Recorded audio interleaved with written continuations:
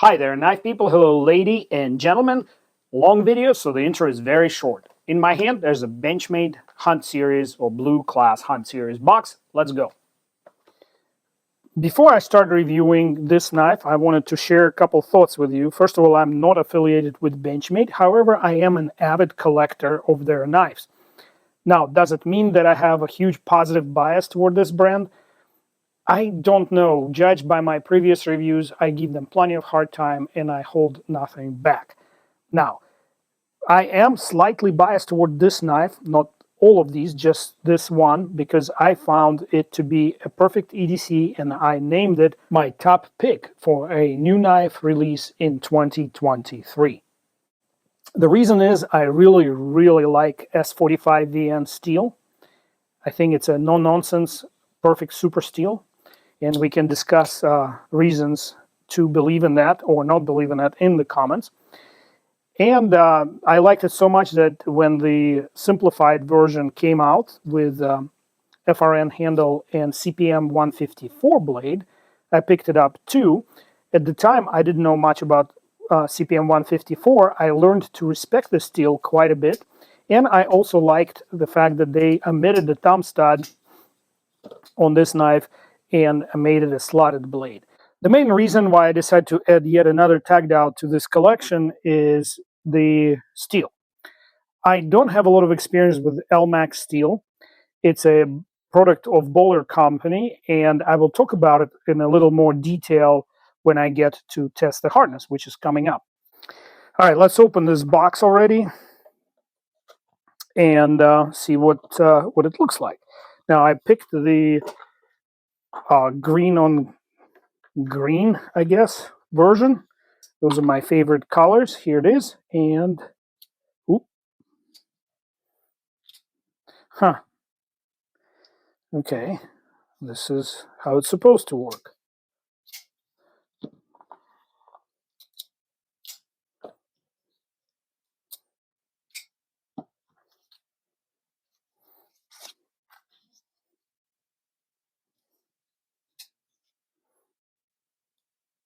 When somebody is paying $210, which is the MSRP of this knife, at this price ranges, you would expect perfection, nothing less. And this knife were just as perfect as a axis lock equipped knife can be.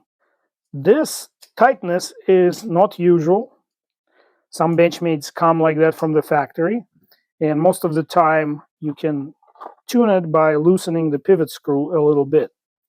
So it requires a T10 driver bit. I use Hoto drivers on my channel, and there are links in the description that help my channel if you use them. Those are Amazon affiliate links. So here we go. I'm just going to loosen it a little bit.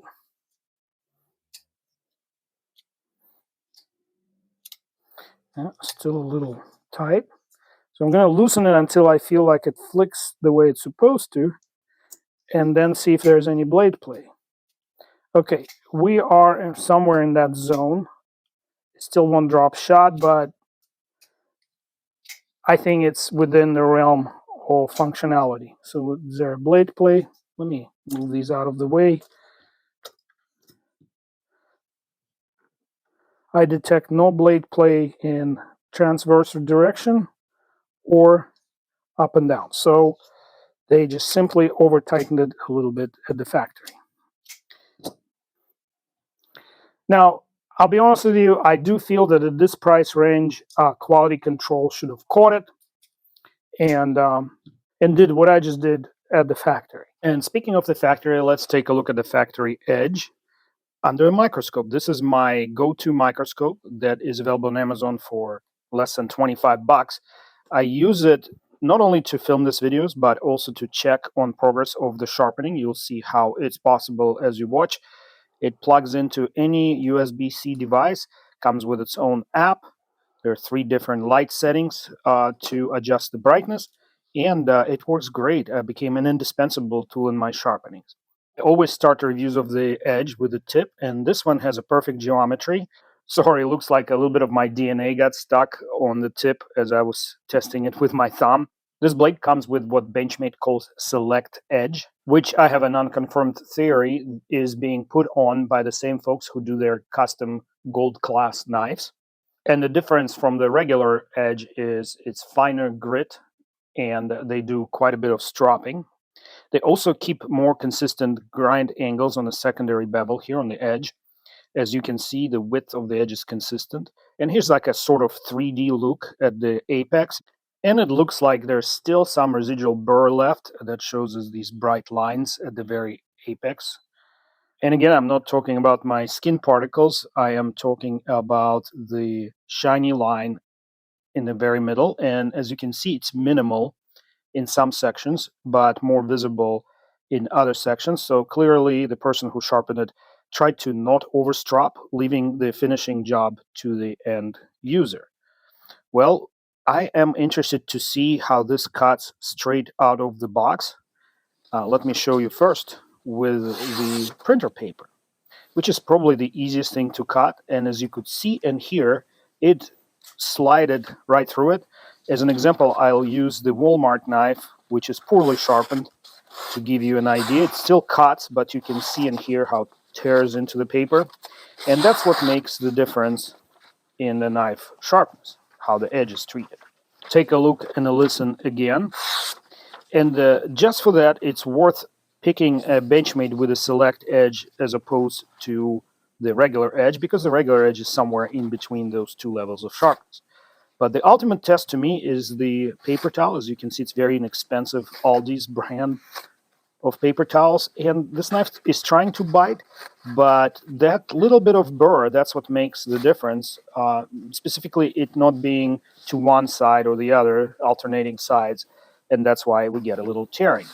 Not to worry, I have just the right set of tools to fix that. This is my Beaver Craft leather strop. It's made in Ukraine, and it costs less than $20. Sometimes you can get it for less than $16 on Amazon. All the links will be provided in the video description and in the pinned comment if you would like to help my channel. I just getting the feel here for the blade, see if the burr is catching on the rough side of the leather. The leather is impregnated with Diamond Tech Tools paste. This is a 1500 grit side. And my number one rule for stropping, there are no rules in stropping. And some of my YouTube viewers corrected me on that and said that there is one more rule one should religiously follow, is wiping off the edge when you switch between the grit sides so that you don't cross-contaminate the edge. I think it's splitting hairs a little bit because I'm not going for mirror polish. I'm just trying to get the burr weakened and pop off. And I'm doing it with a light pressure equivalent to the pressure of the felt pan on the paper. Anyway, I don't count strokes. I go by feel. The leather shows me what's going on. And what's going on is the knife is getting sharper as we speak. And as you can see and hear, there is a significant improvement just from this little bit of stropping. It is not perfect, and it will not be perfect until I do a full sharpening, but it's definitely better than straight out of the box. And speaking of the box, here's the TechDiamondTools, and they're made in the US, and they come in sets of 3 with various grits. So you can have a full grit library, and for not a lot of money. So let's take a look now under the microscope, see if we have any improvement. As you can see, I actually got a little bit increase in the apex radius, but it's a lot more consistent. There is no left or right twirls here in most places. And as I said, it probably will take a full sharpening on a fixed angle sharpener. And I will provide a link to my sharpening tools as well. These are highly recommendable and extremely reasonably priced. And of course, I have videos showing how to use them. Another demonstration of edge sharpness I like to do based on paper towel tube availability is this. Unsupported paper towel tube. Go ahead and try it with your sharpest knife. And I'm just letting the knife bite into the side in a random location. I promise I did not make notches in the sidewall. And see if it will bite and if it will cut all the way through. This is a fun test to do because not only is it hard to get into the smooth yet fibrous cardboard, but it also has to overcome the glue that's embedded in this tube and cut through it. As you can see, the knife is performing well. Don't forget to wipe the edge between every cut. And the edge is not getting duller. Yes, you can dull the edge just with one cut like that because of the fibers in the cardboard and the glue. Pardon me here.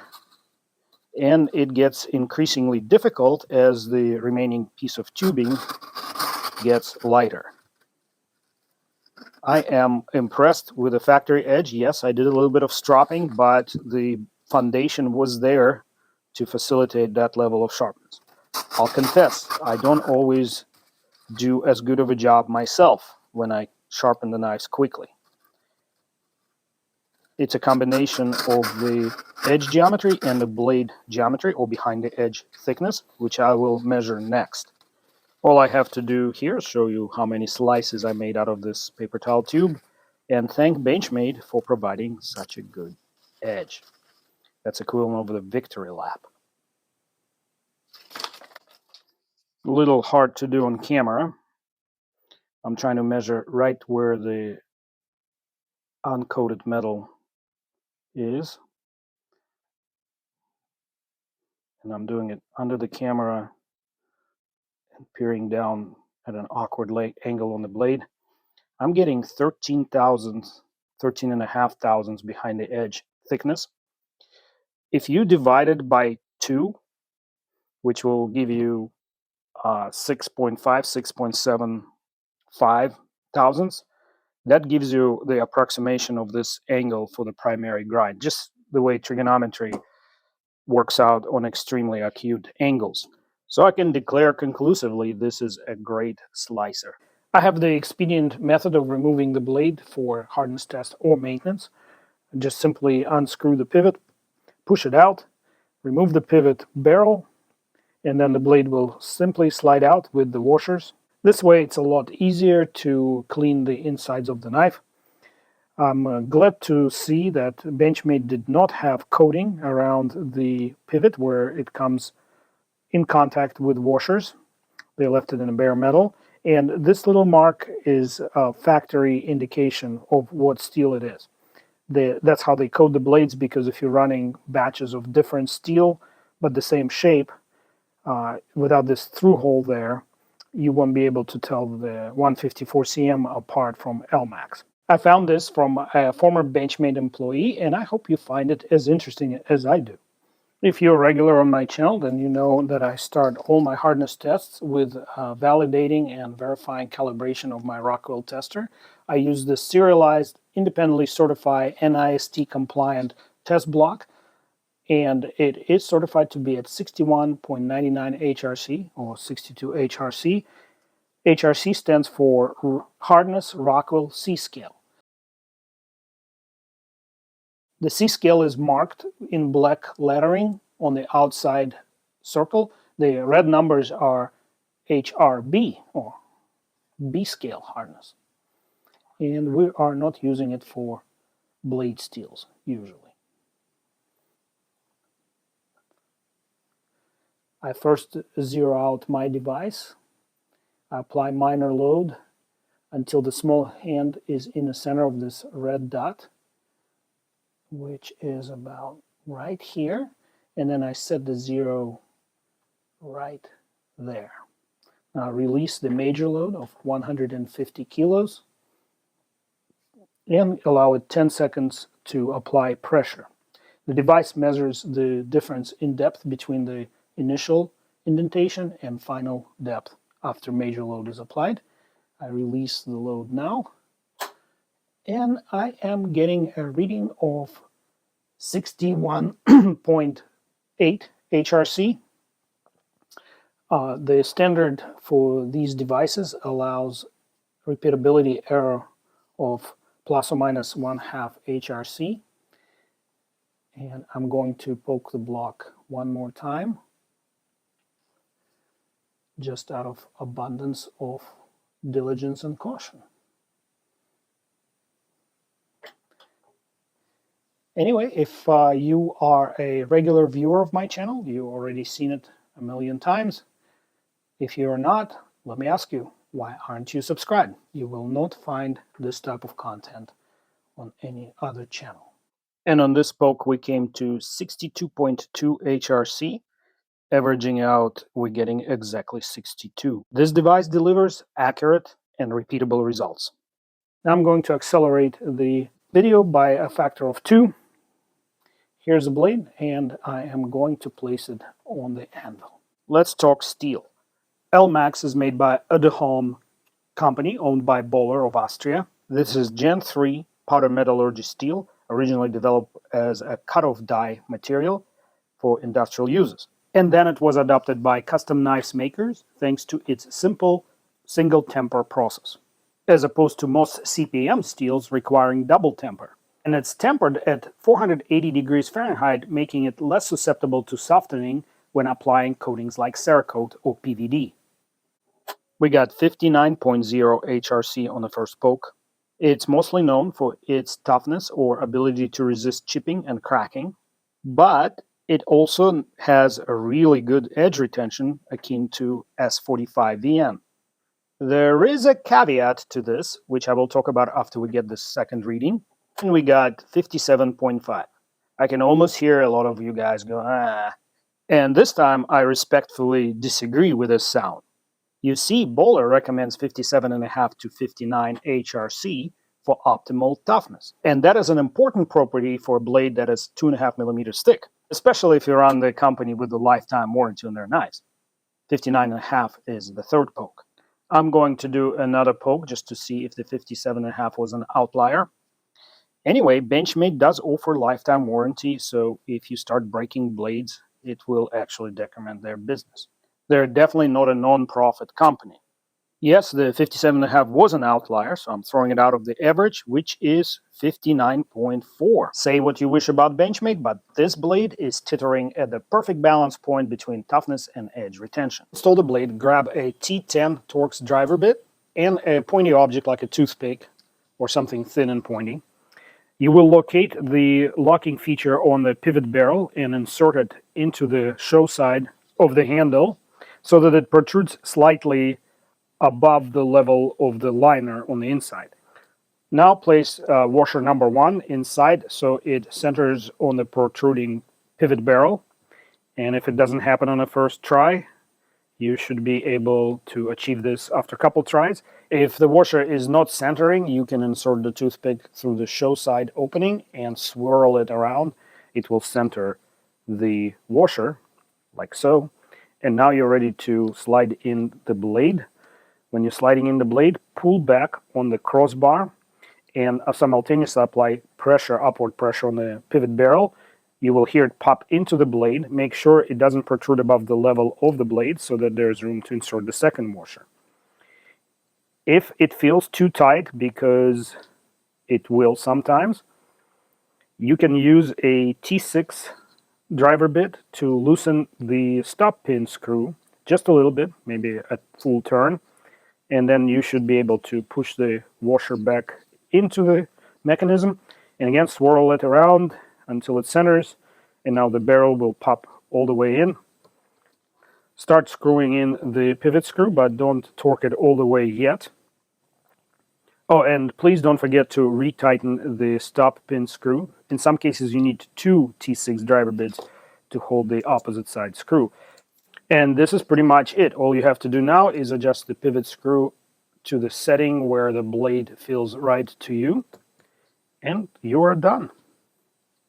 This next demonstration is by far the most potentially distractive thing that I do on my channel nowadays. First things first, I demonstrate here that the knife is properly reassembled. It functions as it did before I took the blade out, and the blade is straight, as you can see and hear from this boinking test. On this channel, boinking is accepted as a perfectly scientific term. The blade is straight, and now I am going to insert it into this hardwood clamping block. with a little help from my little friend here. Approximately 3/8 to half an inch is inserted, and the blade is pretty thin in this area. Now I'm bending it to 15-degree angle and releasing it. The angle is set on this carpenter's compass that you see in the background. And this angle exceeds the test that military uses for their blades, which is a 9-degree angle. Here you got 15. That demonstration illustrated the blade's resilience in the transverse direction. Now I'm going to put a twisting moment, applying as much force as I can muster 3 times in each direction, which puts an immense amount of stress on the internal components. And now it's time to check the function. Looks like it picked up a little wood chip. The blade looks straight. We'll test it in a minute. The function is better than before the test. So something loosened up, and that is I got a little bit of a vertical and horizontal blade play.